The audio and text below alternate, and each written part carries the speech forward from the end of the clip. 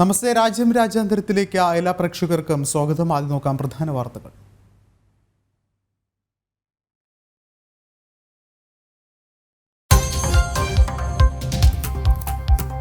പാർലമെന്റിന്റെ ശൈത്യകാല സമ്മേളനത്തിന് നാളെ തുടക്കം. വഖഫ് നിയമ ഭേദഗതി ബിൽ അവതരിപ്പിക്കും. വഖഫ് ബില്ലിനെ എതിർത്ത സർവകക്ഷി യോഗത്തിൽ മുസ്ലിം ലീഗ്.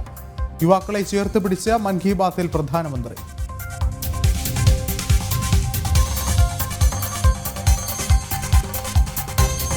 മഹാരാഷ്ട്രയിൽ സർക്കാർ രൂപീകരണ ചർച്ചകളിൽ മഹായുതി. മുഖ്യമന്ത്രിയെ സഖ്യകക്ഷി നേതാക്കളും BJP പാർലമെന്ററി ബോർഡും ചേർന്ന് തീരുമാനിക്കും. ഝാർഖണ്ഡിൽ ഹേമന്ത് സോറൻ സർക്കാർ 28-ന്.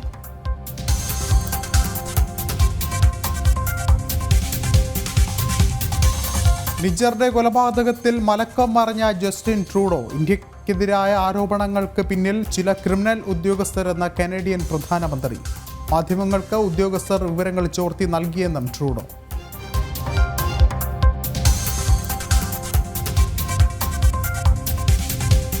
ഉത്തർപ്രദേശിലെ സംഭാലിൽ വൻ സംഘർഷം. ഷാഹി ജമാ മസ്ജിദിൽ സർവേക്കെത്തിയ ഉദ്യോഗസ്ഥർക്കും അഭിഭാഷകർക്കും നേരെ കല്ലേറ്.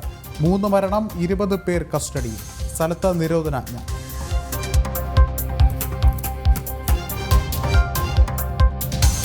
സനാതനധർമ്മം എന്നും നിലനിൽക്കുമെന്ന RSS സർസംഘചാലക്.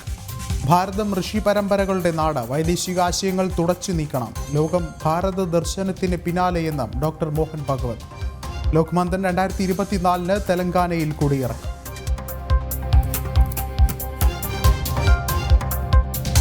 IPL താരലേലത്തിൽ ഋഷഭ് പന്തിന് പൊന്നുവില. ലക്നൗ ടീമിലെത്തിയത് 27 കോടിക്ക്. ശ്രേയസ് അയ്യരെ 26.25 കോടിക്ക് സ്വന്തമാക്കി പഞ്ചാബ്. പെർത്ത് ടെസ്റ്റിൽ ഇന്ത്യൻ ആധിപത്യം. 2ാം ഇന്നിംഗ്സിൽ ഓസ്ട്രേലിയ 3 വിക്കറ്റിന് 12 റൺസ്.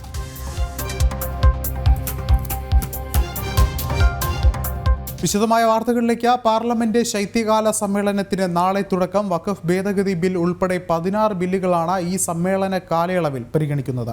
സമ്മേളനത്തിന് മുന്നോടിയായി സ്പീക്കർ ഓം ബിർളയുടെ നേതൃത്വത്തിൽ സർവകക്ഷി യോഗം പാർലമെന്റിൽ ചേർന്നു. യോഗത്തിൽ വഖഫ് ബില്ലിനെ മുസ്ലിം ലീഗ് എതിർത്തു. മണിപ്പൂർ സംഘർഷം ചർച്ച ചെയ്യണമെന്ന് കോൺഗ്രസും ആവശ്യപ്പെട്ടു.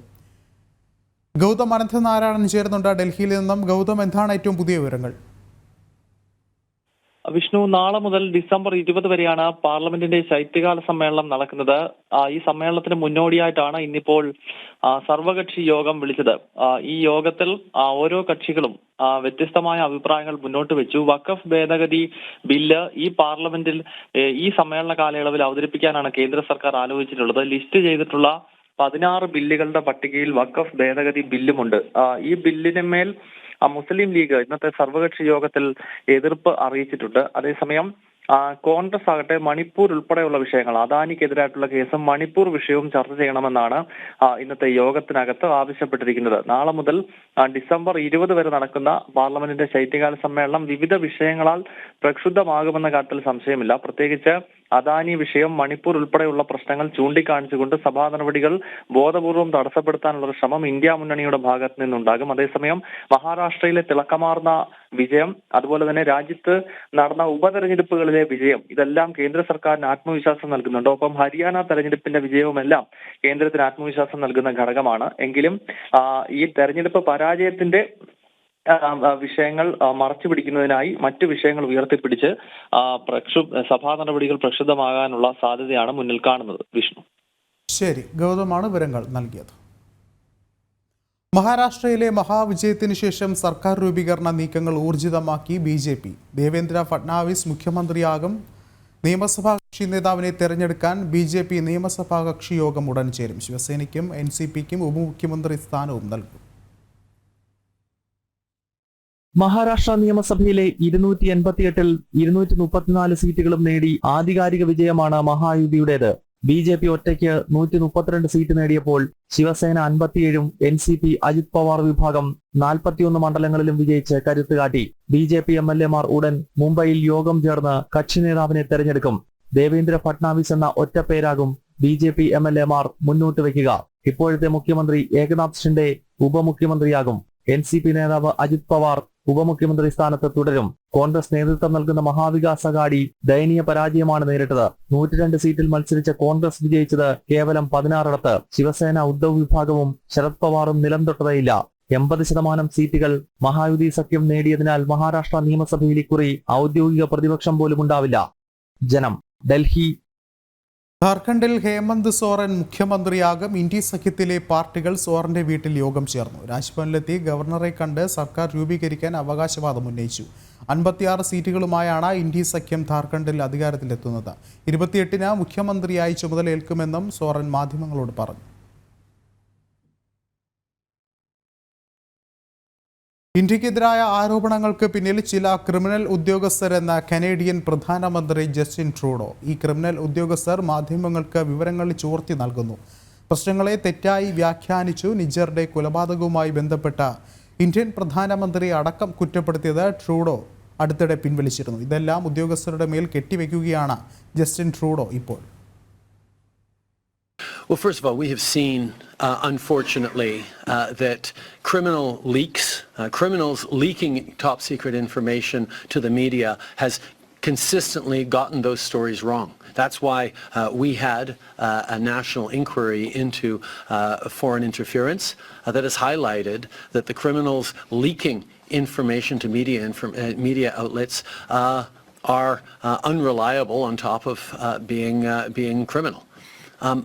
In terms of the issue, let me just repeat that my primary job as a Canadian leader is to keep Canadians safe. And everything we have done over the past years in multiple difficult situations is to put the emphasis on keeping Canadians safe here at home across the country and making sure we're standing up for the rule of law. We will always do that. കൂടുതൽ വിവരങ്ങളുമായി ഐസൺ ജോസ് ചേരുന്നുണ്ട്. ഐസൺ, ട്രൂഡോയുടെ നിലവിലെ ഈ ഒരു നിലപാട് മാറ്റത്തെ എങ്ങനെ വിലയിരുത്താം? വിഷ്ണു, തീർച്ചയായും ഈ നിലപാടിനെ വളരെ കൃത്യമായി തന്നെ നിരീക്ഷിക്കേണ്ടതുണ്ട് എന്ന് തന്നെയാണ് അന്താരാഷ്ട്ര നിരീക്ഷകരെല്ലാം തന്നെ ചൂണ്ടിക്കാണിക്കുന്നത്. നമുക്കറിയാവുന്നതാണ്, ഇത്തരത്തിൽ പ്രധാനമന്ത്രി നരേന്ദ്രമോദിക്കും അതുപോലെ തന്നെ എസ് ജയശങ്കറിനും അതുപോലെ അജിത് ഡോവലിനും ഈ കുറ്റകൃത്യത്തിൽ അല്ലെങ്കിൽ നിജറുടെ കൊലപാതകത്തിൽ പങ്കുണ്ട് എന്ന രീതിയിലുള്ള നിരവധി വാർത്തകൾ പുറത്തു വന്നിരുന്നു. ഗ്ലോബൽ മെയിൽ എന്ന് പറയുന്ന ഒരു കാനഡ ആസ്ഥാനമായ ഒരു പത്രം തന്നെയാണ് ഇത്തരത്തിലുള്ള വാർത്തകൾ പ്രചരിപ്പിക്കുകയും ചെയ്തത്. ഈ വാർത്തകൾക്ക് ആധാരമായി ലഭിച്ചത് ചില ഇൻ്റലിജൻസ് റിപ്പോർട്ടുകളാണ് എന്നാണ് ഇപ്പോൾ കാനഡ പറയുന്നത്. കാനഡ ഇക്കാര്യം തള്ളിക്കളയുകയും ചെയ്യുന്നുണ്ട്. അതായത് പ്രധാനമന്ത്രിക്കും എസ് ജയശങ്കറിനും അജിത് ഡോവലിനുമൊക്കെ ഇക്കാര്യത്തിൽ പങ്കുണ്ട് എന്ന നിലപാട് അല്ലെങ്കിൽ ആ ഒരു വാർത്ത തന്നെ നിഷേധിക്കുകയും ചെയ്യുന്നുണ്ട്. നിലവിലെ സാഹചര്യത്തിൽ അത്തരമൊരു വാർത്ത വരാനുണ്ടായ അടിസ്ഥാന കാരണം ചില ഉദ്യോഗസ്ഥരാണ്. ചില ഉദ്യോഗസ്ഥർക്ക് ഒരു ക്രിമിനൽ സ്വഭാവമുണ്ട്. ക്രിമിനൽ സ്വഭാവമുള്ള ഉദ്യോഗസ്ഥർ അവരുടെ ചില വ്യക്തിപരമായ താല്പര്യങ്ങളുടെ അടിസ്ഥാനത്തിൽ ഇത്തരം വിവരങ്ങൾ, വളരെ സീക്രട്ടായ വിവരങ്ങൾ, ഇൻ്റലിജൻസ് വിവരങ്ങളൊക്കെ പല മാധ്യമങ്ങൾക്കും ചോർത്തി നൽകുകയാണ്.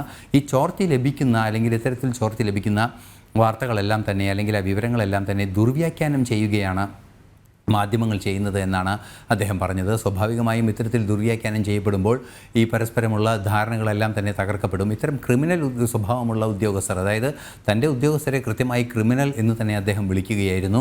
അത്തരത്തിൽ ക്രിമിനൽ സ്വഭാവമുള്ള ഉദ്യോഗസ്ഥർ ഇത്തരത്തിൽ രാജ്യത്തിന് വിരുദ്ധമായ നിലപാടുകൾ സ്വീകരിക്കുകയാണ്. അതുകൊണ്ട് തന്നെ രാജ്യവിരുദ്ധമായ നിലപാട് സ്വീകരിക്കുന്നത് രാജ്യത്തിൻ്റെ സുരക്ഷയെ ബാധിക്കുന്നു. സുരക്ഷയെ ബാധിക്കുന്ന ഒരു വിഷയത്തിലും വിട്ടുവീഴ്ച ചെയ്യാൻ സാധിക്കില്ല എന്നൊക്കെയാണ് അദ്ദേഹം നേരത്തെ മാധ്യമങ്ങളോട് അല്ലെങ്കിൽ ഒരു പൊതുവേദിയിൽ വളരെ കൃത്യമായി പറയുകയും ചെയ്തത്. നമുക്കറിയാവുന്നതാണ് ഇത്തരത്തിലൊരു പ്രശ്നം, അതായത് നിജറുടെ കൊലപാതകത്തിൽ ഭാരതത്തിന് പങ്കുണ്ട് എന്നൊരു ആരോപണം കാനഡ മുന്നോട്ട് വെച്ചതോടുകൂടി ഭാരതവുമായുള്ള ബന്ധം പൂർണ്ണമായും നയതന്ത്ര ബന്ധം തകരുകയായിരുന്നു. നിരവധി തരത്തിലുള്ള ഇടപെടലുകൾ ഉണ്ടാവുകയും ചെയ്തു. ഉദ്യോഗസ്ഥരെ തിരിച്ചു വിളിക്കുക, ഹൈക്കമ്മീഷണർമാരെ തിരിച്ചു വിളിക്കുക, അത്തരത്തിലുള്ള നീക്കങ്ങളെല്ലാം തന്നെ ഇരു രാജ്യങ്ങളും പരസ്പരം ചെയ്യുകയും ചെയ്തു. ഇങ്ങനെ തുടർച്ചയായി ബന്ധങ്ങൾ വഷളാവുന്ന ഒരു സാഹചര്യം, ഫ്രീ ട്രേഡും അതുപോലെ തന്നെ പല വിഷയങ്ങളിലുമുള്ള ബന്ധങ്ങൾ ഒന്നൊന്നായി കുറയുന്ന ഒരു സാഹചര്യം കൂടി ഉണ്ടാവുകയും ശക്തമായ നിലപാട് കാനഡയ്ക്കെതിരെ ഭാരതം മുന്നോട്ട് വയ്ക്കുകയും ചെയ്തൊരു പശ്ചാത്തലത്തിൽ കൂടിയാണ് അതീവ ഗൗരവതരമായ വിഷയങ്ങളെല്ലാം തന്നെ പുറത്തു വന്നത്. നമുക്കറിയാവുന്നതാണ്, ഇൻ്റലിജൻസ് വിവരങ്ങളെ തെളിവുകളായാണ് ആദ്യം ജസ്റ്റിൻ ട്രൂഡോ വ്യാഖ്യാനിച്ചത്. എന്നാൽ അത് തെളിവുകളല്ല, ഇൻ്റലിജൻസ് വിവരങ്ങൾ മാത്രമാണെന്ന് പിന്നീട് മാറ്റി പറഞ്ഞു. പാർലമെൻറ്റിലും ഇൻ്റലിജൻസ് വിവരങ്ങൾ എന്നതിന് പകരം തെളിവുകൾ എന്നാണ് അദ്ദേഹം പറയുകയും ചെയ്തത്. ഇത് മാറ്റി പറയുകയായിരുന്നു, അത് ഇൻ്റലിജൻസ് വിവരങ്ങൾ മാത്രമാണെന്ന് പറഞ്ഞു. അത്തരത്തിൽ തുടർച്ചയായി ഓരോ നിലപാടുകൾ എടുക്കുകയും അത് പിൻവലിക്കുകയും പിന്നീട് ഇപ്പോൾ പിൻവലിച്ച നിലപാടിൻ്റെ അടിസ്ഥാനപരമായി അത് ഉണ്ടാകാനുള്ള കാരണം ഉദ്യോഗസ്ഥരുടെ വീഴ്ചയാണ് അല്ലെങ്കിൽ ഉദ്യോഗസ്ഥരുടെ ചില നിക്ഷിപ്ത താല്പര്യങ്ങളാണ് എന്ന രീതിയിലൊക്കെ വ്യാഖ്യാനിക്കുകയാണ് ജസ്റ്റിൻ ട്രൂഡോ ഇപ്പോൾ ചെയ്യുന്നത്. ഐസനൊപ്പം എടുത്തു പറയേണ്ടത് ഒരുപക്ഷെ ഇത്തരത്തിൽ ഈ ഒരു നിലപാട് മാറ്റത്തിലും ഈ ഉദ്യോഗസ്ഥരെ പഴിചാർന്ന വിഷയത്തിലും ഒക്കെ തന്നെ ഉദ്യോഗസ്ഥന്മാർക്കെതിരെ ഒരു അന്വേഷണത്തിന് ജസ്റ്റിൻ ട്രൂഡോ തയ്യാറാകുമോ എന്നൊരു ചോദ്യം കൂടി ഉയരുന്നുണ്ട്. നമുക്കറിയാം കാനഡയിലെ ഹിന്ദു ക്ഷേത്രത്തിൽ ഉൾപ്പെടെ അക്രമ സംഭവങ്ങൾ ഉണ്ടാകുന്ന സാഹചര്യത്തിൽ പോലും അതിനെ അപലപിച്ചെങ്കിൽ കൂടിയും അത്തരം കാര്യങ്ങളിലൊന്നും ഒരു അന്വേഷണത്തിന് ജസ്റ്റിൻ ട്രൂഡോ തയ്യാറായിരുന്നില്ല. ഒരുപക്ഷെ ഇപ്പോൾ ഈ സംഭവത്തിൽ പോലും ഉദ്യോഗസ്ഥർക്കെതിരെ ഒരു അന്വേഷണത്തിന് തയ്യാറാകുമോ എന്നുള്ളൊരു ചോദ്യം കൂടി ഉയരുന്നുണ്ട്. തീർച്ചയായും അന്വേഷണത്തിന് തയ്യാറാകുമോ എന്ന ചോദ്യം കൃത്യമായി ഉയരുന്നുണ്ട്. മാത്രമല്ല അന്വേഷണത്തിന് അന്വേഷണം നടത്തുകയല്ലാതെ നിവൃത്തിയില്ലാത്തൊരു സാഹചര്യം തന്നെയാണ് ഇപ്പോൾ ഉള്ളത് എന്നതും ഒരു യാഥാർത്ഥ്യം തന്നെയാണ്. നമുക്കറിയാവുന്നതാണ് കുറ്റകൃത്യങ്ങൾ, അതായത് പ്രത്യേകിച്ച് അന്താരാഷ്ട്ര ബന്ധങ്ങളെ ബാധിക്കുന്ന ഇത്തരത്തിലുള്ള രേഖകൾ ചോർത്തി നൽകുന്നതൊക്കെ വലിയ കുറ്റകൃത്യങ്ങളാണ് കാനഡയിൽ. അതുകൊണ്ട് തന്നെ ക്രിമിനൽ എന്ന ടേം തന്നെ വളരെ കൃത്യമായി ആ ടേം തന്നെ അദ്ദേഹം ഉപയോഗിച്ചതുകൊണ്ട് തന്നെ വളരെ കൃത്യമായി നമുക്ക് വ്യാഖ്യാനിക്കാൻ സാധിക്കും. ക്രിമിനലുകൾ എന്ന് പറഞ്ഞാൽ അവർക്കെതിരെ നടപടികൾ എടുക്കുന്നതിന് അന്വേഷണം അനിവാര്യമാണ് എന്നതൊരു യാഥാർത്ഥ്യം തന്നെയാണ്. പക്ഷേ അന്വേഷണം ഉണ്ടാകുമോ ഇല്ലയോ എന്നുള്ളത് കാത്തിരുന്ന് കാണേണ്ടതുണ്ട്. നിലവിലെ സാഹചര്യത്തിൽ നമുക്കറിയാവുന്നതാണ് ഭാരതവുമായുള്ള ബന്ധം എല്ലാ തരത്തിലും തകർന്നുകൊണ്ടിരിക്കുമ്പോഴും വിട്ടുവീഴ്ചയില്ലാത്ത ആ ഒരു നിലപാട് കാനഡയുടെ ഭാഗത്തു നിന്നുണ്ടാകുന്നു. നമുക്കറിയാം ഇത്തരത്തിൽ ആക്രമണം നടന്ന ടൊറൻറ്റോയിലെ ക്ഷേത്രത്തിന് നേരെ നടന്ന ആക്രമണങ്ങൾ ഉണ്ടായപ്പോഴും അതുപോലെ തന്നെ കോൺസുലർ ക്യാമ്പുകൾ നടത്തുന്ന സാഹചര്യത്തിലും ഒന്നും തന്നെ പ്രതിഷേധങ്ങൾ ഉണ്ടാകുന്നു. കോൺസുലർ ക്യാമ്പുകൾക്കെതിരെ ഖാലിസ്ഥാൻവാദികൾ ശക്തമായ ആക്രമണങ്ങൾ അഴിച്ചുവിടുന്നു, കോൺസുലർ ക്യാമ്പിൽ എത്തുന്നവരെ ആക്രമിക്കുന്നു. അത്തരത്തിലുള്ള സാഹചര്യം ഉണ്ടാകുമ്പോൾ സുരക്ഷ ഒരുക്കണമെന്ന ഒരു ആവശ്യം ഭാരതം മുന്നോട്ട് വയ്ക്കുന്നു. പക്ഷേ ഭാരതം മുന്നോട്ട് വയ്ക്കുന്ന ആവശ്യം ഒട്ടും അംഗീകരിക്കാനുള്ള ഒരു മനസ്സ് കാണിക്കാതിരിക്കുക, അത്തരത്തിലുള്ള നിരവധിയായ വിഷയങ്ങളിലെല്ലാം തന്നെ ചേർത്ത് വായിക്കുമ്പോൾ ഈ ക്രിമിനൽ സംഘം എന്ന വ്യാഖ്യാനം കൂടി അത്തരത്തിൽ വിസ്മൃതിയിലാണ്ട് പോകുന്ന ഒരു സൂചനയാണ് നമുക്കിപ്പോൾ ഉള്ളത്. എന്ത് തന്നെയായാലും ഇത് സംബന്ധിച്ച അന്തിമ തീരുമാനം ഇന്ന് ഈ വാർത്ത പുറത്തു വന്നതിന് ശേഷം ഏത് രീതിയിലാണ് ഈ വാർത്തകൾ സംബന്ധിച്ചുള്ള കൂടുതൽ സംഭവവികാസങ്ങൾ ഉണ്ടാകുക എന്നെല്ലാം കാത്തിരുന്ന് കാണേണ്ടതുണ്ട്. ശരി, ഐസൻ ജോസാണ് വിവരങ്ങൾ നൽകിയത്. ഉത്തർപ്രദേശിലെ സംഭാലിൽ വൻ സംഘർഷത്തിൽ 3 മരണം, 20-ലധികം പേർക്ക് പരിക്കേറ്റു. കോടതി ഉത്തരവനുസരിച്ച് ഷാഹി ജമാ മസ്ജിദിൽ സർവേ നടത്താനെത്തിയ ഉദ്യോഗസ്ഥർക്കും അഭിഭാഷകർക്കും നേരെ സംഘടിച്ചെത്തിയ ജനക്കൂട്ടം കല്ലെറിയുകയായിരുന്നു. അക്രമികൾ നിരവധി വാഹനങ്ങളും അഗ്നിക്കിരയാക്കി. സംഘർഷവുമായി ബന്ധപ്പെട്ട 20 പേരെ പോലീസ് കസ്റ്റഡിയിലെടുത്തു. സ്ഥലത്ത് നിരോധനാജ്ഞ തുടരുകയാണ്. കൂടുതൽ വിവരങ്ങളുമായി ഗൗതം അനന്തനാരായണൻ ചേർന്നുണ്ട്. ഗൗതം, എന്താണ് നിലവിലെ സ്ഥിതിഗതികൾ? വിഷ്ണു, സാമ്പാലിൽ രാവിലെ ഉണ്ടായ അക്രമ സംഭവങ്ങൾക്ക് ശേഷം പിന്നീട് അനിഷ്ട സംഭവങ്ങൾ റിപ്പോർട്ട് ചെയ്തിട്ടില്ല. എങ്കിൽ പോലും വലിയ സുരക്ഷാ മുൻകരുതലിന്റെ അടിസ്ഥാനത്തിൽ കൂടുതൽ പോലീസ് ഉദ്യോഗസ്ഥരെ സാമ്പാലിൽ വിന്യസിച്ചിരിക്കുകയാണ്. രാവിലെ 7:30യോടുകൂടി അഭിഭാഷക സംഘം പള്ളിക്കകത്ത് സർവേ എടുക്കാനായി എത്തുകയായിരുന്നു. സാമ്പാൽ കോടതിയുടെ നിർദ്ദേശപ്രകാരമാണ് ഈ സർവേ നടക്കുന്നത്. എന്നാൽ സർവേക്കെത്തിയ അഭിഭാഷക കമ്മീഷൻ ഉദ്യോഗസ്ഥർക്ക് നേരെയും അതുപോലെ തന്നെ പോലീസിന് നേരെയും ഒരു വിഭാഗം അക്രമികൾ കല്ലെറിഞ്ഞു. ഒപ്പം നാടൻ ബോംബുകൾ ഉൾപ്പെടെ കൈ കരുതിക്കൊണ്ടാണ് ഈ അക്രമി സംഘം അഭിഭാഷക സംഘത്തെ നേരിട്ടത്. ഈ സമയത്ത് പോലീസ് തിരിച്ച് വെടിയുതിർക്കുന്നുണ്ടായിരുന്നു. ശക്തമായ പ്രത്യാക്രമണം UP പോലീസിന്റെയും ഭാഗത്ത് നിന്നുണ്ടായി. ഇതിനെ തുടർന്നാണ് വ്യാപകമായ സംഘർഷം പ്രദേശത്ത് അരങ്ങേറിയത്. എന്തായാലും 3 പേർ ഈ അക്രമത്തിനിടയിൽ കൊല്ലപ്പെട്ടതായി മനസ്സിലാക്കാൻ സാധിക്കുന്നു. നിരവധി പേരെ പോലീസ് അറസ്റ്റ് ചെയ്ത് നീക്കിയിട്ടുണ്ട്. വിഷ്ണു. ശരി, ഗൗതമാണ് വിവരങ്ങൾ നൽകിയത്. രാഷ്ട്ര നിർമ്മാണത്തിന് യുവാക്കളുടെ പങ്കും പ്രകൃതി സംരക്ഷണത്തിന്റെ അനിവാര്യതയും പങ്കുവച്ച് പ്രധാനമന്ത്രിയുടെ മൻ കി ബാത്ത്. പ്രായമായവർക്ക് സേവനങ്ങൾ ഉറപ്പാക്കാൻ യുവാക്കൾ മുന്നിട്ടിറങ്ങണം. NCCയിലെ വനിതാ കാഡറ്റുകളുടെ എണ്ണം വർദ്ധിക്കുന്നത് ശുഭസൂചനയെന്നും പ്രധാനമന്ത്രി പറഞ്ഞു. നേതൃത്വ ഗുണവും സേവനോത്സുകതയും കുട്ടികളിൽ വളർത്തുന്ന സംവിധാനമാണ് നാഷണൽ കേഡറ്റ് കോർ. ദുരന്തങ്ങൾ ഉണ്ടാകുമ്പോൾ NCC കേഡറ്റുകൾ ഉടൻ തന്നെ അവിടെ പാഞ്ഞെത്തുന്നു. ഇന്ന് 20 ലക്ഷത്തോളം അംഗങ്ങളുള്ള NCCയിൽ വനിതാ കേഡറ്റുകളുടെ സാന്നിധ്യം 40% ഉയർന്നുവെന്നും പ്രധാനമന്ത്രി പറഞ്ഞു. 20 लाख से ज्यादा युवा NCC से जुड़े हैं. पहले के मुकाबले 5000 और नए स्कूल कॉलेजों में अब NCC की सुविधा हो गई है. और सबसे बड़ी बात, पहले NCC में गर्ल्स कैडेट्स की संख्या करीब 25% के आसपास ही होती थी. अब NCC में गर्ल्स कैडेट्स की संख्या करीब 40% हो गई है. ജനുവരി 11 സ്വാമി വിവേകാനന്ദന്റെ 162ാം ജന്മവാർഷികമാണ്. ദില്ലിയിലെ ഭാരത് മണ്ഡപത്തിൽ ജനുവരി 11-നും 12-നും യുവാക്കളുടെ മഹാമേളയാണ് നടക്കാനിരിക്കുന്നത്. സമ്മേളനത്തിൽ ബഹുഭൂരിപക്ഷ സമയവും താൻ ഉണ്ടാകുമെന്നും പ്രധാനമന്ത്രി അറിയിച്ചു. जनवरी को स्वामी विवेकानंद जी की जयंती पर देश युवा दिवस मनाता है. अगले साल स्वामी विवेकानंद जी की 162वीं जयंती है. इस बार इसे बहुत खास तरीके से मनाया जाएगा। इस अवसर पर 11-12 जनवरी को दिल्ली के भारत मंडपम में युवा विचारों का महाकुंभ होने जा रहा है। ഡിജിറ്റൽ അറസ്റ്റിന്റെ അപകടത്തിൽ നിന്നും പ്രായമായവരെ സംരക്ഷിക്കാനുള്ള ഉത്തരവാദിത്തം യുവാക്കൾ ഏറ്റെടുക്കണം. രാജ്യത്താകമാനം നടക്കുന്ന ലൈബ്രറി പ്രസ്ഥാന മുന്നേറ്റങ്ങളെയും പ്രകൃതി സംരക്ഷണ പ്രസ്ഥാനങ്ങളെയും പ്രധാനമന്ത്രി മൻ കി ബാത്തിൽ പരാമർശിച്ചു. കുരുവികളെ സംരക്ഷിക്കാൻ കൂടുകൾ നിർമ്മിക്കുന്ന മൈസൂരിലെ സംഘടനയെയും പ്രധാനമന്ത്രി അഭിനന്ദിച്ചു. कर्नाटका के मैसूरू की एक संस्था ने बच्चों के लिए अर्ली बर्ड नाम का अभियान शुरू किया है। ये संस्था बच्चों को पक्षियों के बारे में बताने के लिए खास तरह की लाइब्रेरी चलाती है।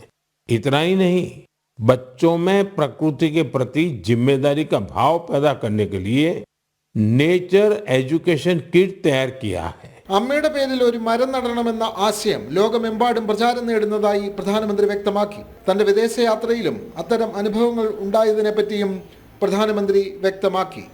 നാഷണൽ ഡെസ്ക് ജനം.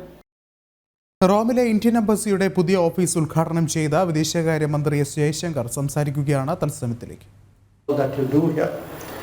And I want to say that in your motherland, your contribution and your facilitation of the bonds of friendship between India and Italy are deeply appreciated. Again, I refer back to the trip to Brazil from which I have just come. And I want to underline that the regular dialogue and meetings between our Prime Ministers, Narendra Modi and Giorgia Meloni, they have been certainly instrumental in elevating our bilateral ties, providing it new energy. And as I said, we have just agreed on an action plan for the next 5 years with a focus on very specific initiatives in the economy, in defense, in space, in clean energy, in science and technology, and in people-to-people ties. But every good relationship, every growing relationship requires a good embassy. And that is why I have been coming to Italy, I think, almost for 35 years. And I can't tell you how pleased I am today to see, as I said, to see this new embassy, our own embassy, which I believe is fit for purpose to service what is certainly going to be a much bigger relationship between us. റോമിലെ Indian എംബസിയുടെ പുതിയ office ഉദ്ഘാടനം ചെയ്ത് സംസാരിക്കുകയായിരുന്നു വിദേശകാര്യമന്ത്രി S Jaishankar. ലോകം ഭാരതത്തിന്റെ ദർശനങ്ങൾക്കനുസരിച്ച് നീങ്ങുമെന്ന RSS Sarsanghchalak doctor Mohan Bhagwat അധിനിവേശത്തിന്റെ അവശേഷിപ്പുകൾ ഇല്ലാതാക്കി രാഷ്ട്രം ഉയർത്തെഴുന്നേൽക്കുകയാണെന്നും അദ്ദേഹം പറഞ്ഞു. ഭാഗ്യനഗറിൽ ലോക്മന്ഥൻ 2024 സമാപന സഭയെ അഭിസംബോധന ചെയ്ത് സംസാരിക്കുകയായിരുന്നു അദ്ദേഹം. സനാതനധർമ്മത്തിന്റെ കേന്ദ്രമായ ഭാരതത്തിലാണ് ഇന്ന് ലോകത്തിന്റെ പ്രതീക്ഷയെന്നും ഭാരതത്തിന്റെ ദർശനം ഏറ്റെടുത്തുകൊണ്ട് ലോകം മുൻപോട്ട് നീങ്ങുമെന്നും RSS സർസംഘചാലക് ഡോക്ടർ മോഹൻ ഭഗവത് പറഞ്ഞു. തെലങ്കാനയുടെ തലസ്ഥാനമായ ഭാഗ്യനഗറിൽ ലോക്മന്ഥൻ 2024 സമാപന സഭയെ അഭിസംബോധന ചെയ്യുകയായിരുന്നു അദ്ദേഹം. ഭാരതം ഋഷി പരമ്പരകളുടെ നാടാണെന്നും വൈവിധ്യത്തിലും ഏകതയാണ് നമ്മുടെ സംസ്കാരത്തിന്റെ പ്രാധാന്യമെന്നും അദ്ദേഹം പറഞ്ഞു. അധിനിവേശത്തിന്റെ അവശേഷിപ്പുകൾ തുടച്ചു നീക്കുകയാണ്. രാജ്യത്തിന്റെ പൂർണ്ണമായ പുനർനിർമ്മാണത്തിന്റെ ഭാഗമാണ് ലോക്മന്ഥൻ പോലുള്ള പരിപാടികളെന്നും സ്വയം ധർമ്മം പാലിക്കുകയും ശേഷം സമാജത്തിൽ ഇടപെടുകയുമാണ് വേണ്ടതെന്നും അദ്ദേഹം ഓർമ്മിപ്പിച്ചു. लोक, सृष्टि और धर्म, इन तीनों के उत्पत्ति का समय समान है. ये साथ चलते हैं और प्रलय तक रहेंगे, इसलिए सनातन है.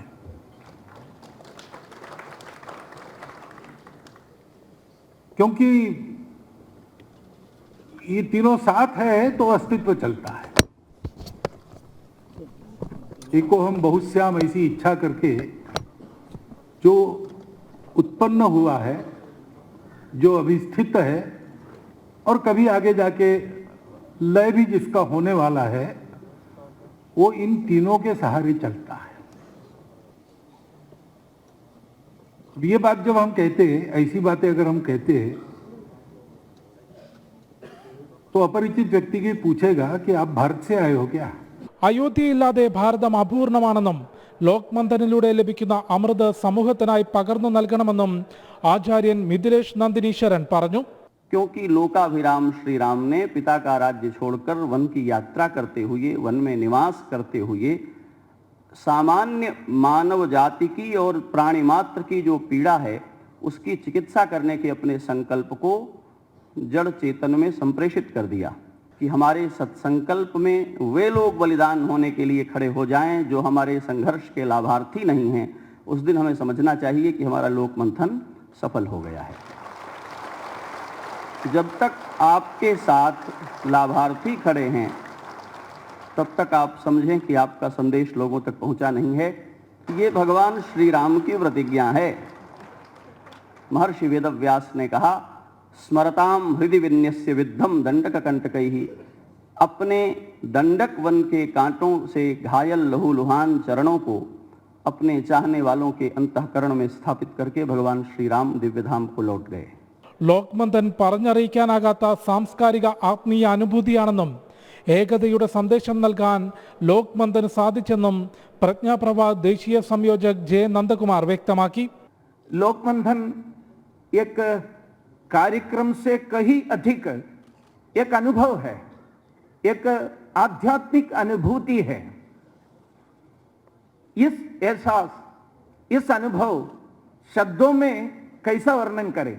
सिंहावलोकन करना यानी शब्दों में रखना है, लेकिन ये 4 दिनों में जो अनुभूति हम सभी ने जो पाया, हमको जो मिला, ये शब्दों में वर्णन करने लायक नहीं है, क्योंकि आध्यात्मिक अनुभूति वह है जहां शब्द कम पड़ जाते हैं. കേന്ദ്രമന്ത്രിമാരായ നിർമ്മല സീതാരാമൻ, ഗജേന്ദ്ര സിംഗ് ഷെഖാവത്ത് തുടങ്ങി നിരവധി വിശിഷ്ട വ്യക്തികളും 2500-ലധികം പ്രതിനിധികളും ലോക് മന്ഥന്റെ സമാപന സഭയിൽ പങ്കെടുത്തു. ഭാഗ്യനഗറിലെ ലോക് മന്ഥൻ വേദിയിൽ നിന്നും ടീം ജനം. നിയമവിരുദ്ധമായി തത്തകളെ പിടികൂടി കടത്തിക്കൊണ്ടുപോകാനുള്ള ശ്രമം തടഞ്ഞ് ജമ്മു കശ്മീർ പോലീസ്. ജമ്മു ശ്രീനഗർ ദേശീയപാതയിൽ നിന്നാണ് തത്തകളെ പിടികൂടിയത്. 20ഓളം തത്തകളെയാണ് പിടികൂടിയത്. ജമ്മു ശ്രീനഗർ ദേശീയപാതയിലൂടെ ഒളിച്ചു കടത്താൻ ശ്രമിക്കുന്നതിനിടയിലാണ് വന്യജീവി വിഭാഗത്തിൻ്റെയും പോലീസിൻ്റെയും സഹായത്തോടെ തത്തക്കടത്ത് പിടികൂടിയത്. ഒരാളെ ഇത് സംബന്ധിച്ച് പോലീസ് അറസ്റ്റ് ചെയ്തിട്ടുണ്ട്.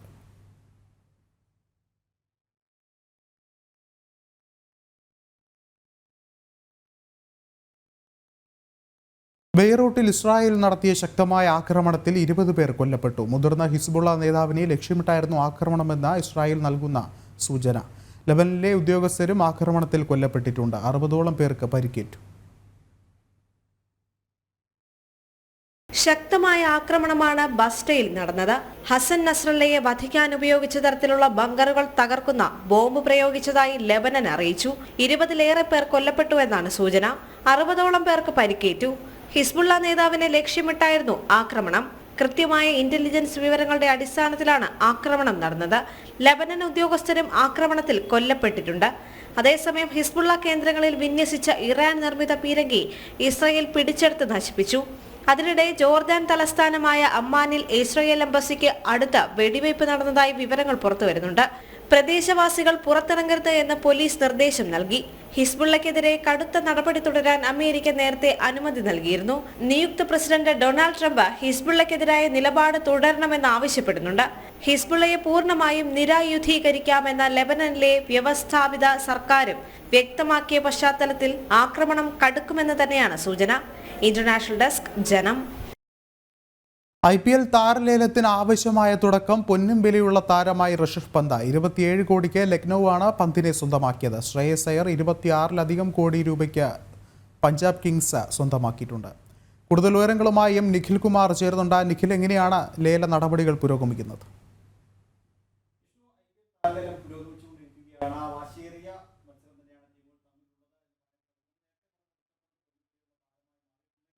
ഏറ്റവും പ്രധാനപ്പെട്ട ഒരു കാര്യം, ഏറ്റവും അവസാനമായുള്ള നേരത്തെ അപ്ഡേറ്റിലേക്ക് വന്നു കഴിഞ്ഞാൽ ഏറ്റവും അവസാനത്തെ യെസ് നിഖിൽ, എന്തു തന്നെയായാലും നേരത്തെ സൂചിപ്പിച്ചതുപോലെ തന്നെ വളരെ ശക്തമായി തന്നെയാണ് ഇപ്പോൾ ഈ ഒരു താരലേല നടപടികൾ പുരോഗമിക്കുന്നത്. നിഖിൽ ചേർന്നുണ്ട്. നിഖിൽ തുടരാം. വിഷ്ണു നേരത്തെ സൂചിപ്പിച്ചതുപോലെ തന്നെ ഋഷഭ് പന്ത് പൊന്നും വിലയുള്ള താരമായെങ്കിലും പ്രധാനമായും പറയാനുള്ളത് മറ്റു ചില താരങ്ങളുടെ പ്രകടനങ്ങൾ തന്നെയാണ്, അല്ലെങ്കിൽ താരങ്ങളെ സ്വന്തമാക്കിയത് തന്നെയാണ്. ആദ്യം നമുക്ക് വരേണ്ടത് അശ്വിനിലേക്കാണ്. ഏറ്റവും പുതുതായി വരുന്ന വിവരങ്ങളനുസരിച്ച് അശ്വിൻ രവിചന്ദ്രൻ അശ്വിൻ ചെന്നൈയിലേക്ക് മടങ്ങിയെത്തിയിട്ടുണ്ട് എന്നുള്ളതാണ്. 9.75 കോടി രൂപയ്ക്ക് രവിചന്ദ്രൻ അശ്വിനെ ചെന്നൈ സൂപ്പർ കിങ്സ് തങ്ങളുടെ പാളയത്തിലേക്ക് എത്തിച്ചിട്ടുണ്ട് എന്നുള്ളതാണ്. അതായത് ധോണി അശ്വിൻ ജഡേജ എന്നുള്ള ആ ഒരു വിൻറ്റേജ് കോംബോ ചെന്നൈയുടെ തിരിച്ചെത്തുകയാണ് എന്നുള്ളതാണ്. എന്തായാലും അശ്വിൻ ചെന്നൈയിലേക്ക് എത്തുന്നുണ്ട്, അതാണ് ഏറ്റവും പ്രധാനപ്പെട്ട കാര്യം. മറ്റൊരു കാര്യം വെങ്കടേഷ് അയ്യരാണ്. വെങ്കടേഷ് അയ്യരെ കൊൽക്കത്ത നൈറ്റ് റൈഡേഴ്സ് വീണ്ടും തങ്ങളുടെ പാളയത്തിലേക്ക് എത്തിച്ചിട്ടുണ്ട്. 23.75 കോടി 23.25 കോടി രൂപയ്ക്കാണ് കൊൽക്കത്ത വെങ്കടേഷ് അയ്യരെ തങ്ങളുടെ ടീമിലേക്ക് എത്തിച്ചിട്ടുള്ളത്. മറ്റൊരു താരം മാർക്കസ് സ്റ്റോയിനിസ് ആണ്. സ്റ്റോയിനിസിനെ 11 കോടി രൂപയ്ക്ക് പഞ്ചാബ് കിങ്സ് തങ്ങളുടെ പാളയത്തിലേക്ക് എത്തിച്ചിട്ടുണ്ട് എന്നുള്ളതാണ്. LSCയിൽ നിന്നും ലക്നൌവിൽ നിന്നും പഞ്ചാബിലേക്ക് സ്റ്റോയിനിസ് എത്തിയിട്ടുണ്ട് എന്നുള്ളതാണ്. മറ്റൊരു താരം മിച്ചൽ മാർഷാണ്. മിച്ചൽ മാർഷ് 3.40 കോടി രൂപയ്ക്ക് 3.40 കോടി രൂപയ്ക്ക് മിച്ചൽ മാർഷ് ലക്നൌവിലേക്ക് എത്തിയിട്ടുണ്ട്. മറ്റൊരു ആരാധകരൊക്കെ കാത്തിരുന്ന ഒരു കാര്യം ഡേവിഡ് വാർണറാണ്. ഡേവിഡ് വാർണർ ഈ സീസണിൽ അൺസോൾഡ് ആയിരിക്കുന്നു എന്നുള്ളതാണ്. 2 താരങ്ങൾ ഇതുവരെയുള്ള ലേലത്തിൽ അൺസോൾഡ് ആയിട്ടുണ്ട്. അതിൽ പ്രധാനം ഡേവിഡ് വാർണർ തന്നെയാണ്. 2 കോടി അടിസ്ഥാന വിലയുണ്ടായിരുന്ന ഡേവിഡ് വാർണർ അൺസോൾഡ് ആയിരിക്കുന്നു. മറ്റൊരു താരം ദേവദത്ത് പടിക്കലാണ്. മലയാള താരം ദേവദത്ത് പടിക്കലും എന്തായാലും അൺസോൾഡ് ആയിട്ടുണ്ട് എന്നുള്ളതാണ്. ഏറ്റവും പുതുതായി വരുന്ന മറ്റൊരു കാര്യം ഗ്ലെൻ മാക്സ്വെല് പഞ്ചാബ് കിങ്സിലേക്ക് 4.20 കോടി രൂപയ്ക്ക് ഗ്ലെൻ മാക്സ്വെല് പഞ്ചാബിലേക്ക് എത്തിയിട്ടുണ്ട് എന്നുള്ളതാണ്. എന്തായാലും ലേല നടപടികൾ പുരോഗമിച്ചുകൊണ്ടിരിക്കുകയാണ്. വാശിയേറിയ പോരാട്ടം തന്നെ ലേലത്തിൽ താരങ്ങളെ സ്വന്തമാക്കാൻ ടീമുകൾ നടത്തിക്കൊണ്ടിരിക്കുകയാണ്. വിഷ്ണു. ശരി, നിഖിൽ കുമാറാണ് വിവരങ്ങൾ നൽകിയത്. ബുള്ളറ്റിൻ പൂർണ്ണമാവുകയാണ്. നമസ്തേ.